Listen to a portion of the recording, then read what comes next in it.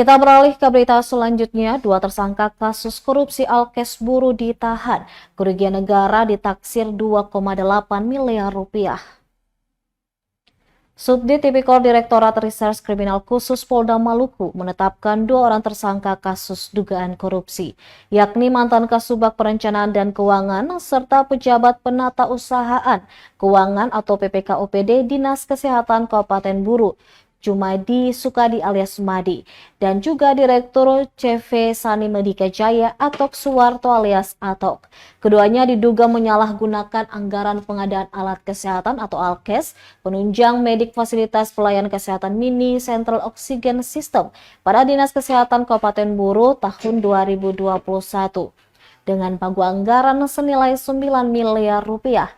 Direktur Reskrimsus Kombes Pol Hujra Somena menjelaskan keduanya ditetapkan sebagai tersangka setelah penyidik Subdit Tipikor mengantongi sejumlah alat bukti.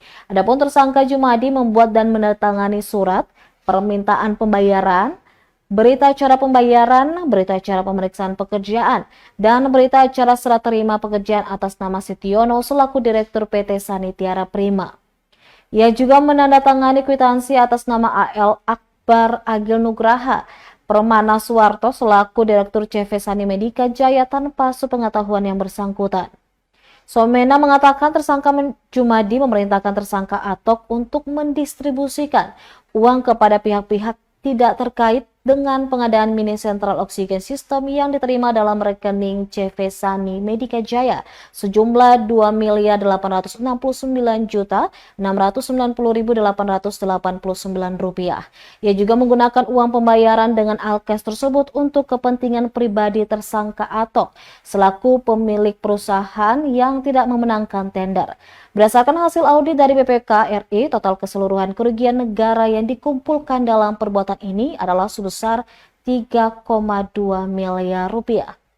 Atas perbuatan tersebut, kedua tersangka dikenakan pasal 2 ayat 1 atau pasal 3 Undang-Undang Republik Indonesia Nomor 31 Tahun 1999 tentang Pemberantasan Tipikor, sebagaimana diubah dengan Undang-Undang Republik Indonesia Nomor 20 Tahun 2001 tentang perubahan atas Undang-Undang Republik Indonesia Nomor 31 Tahun 1999 tentang Pemberantasan Tipikor junto pasal 55 KUH Pidana.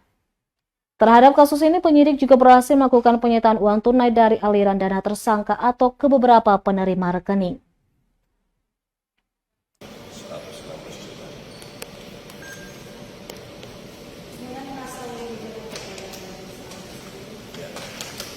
Pasal yang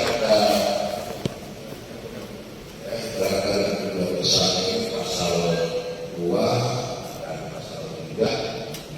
Download Tribun X sekarang, menghadirkan lokal menjadi Indonesia.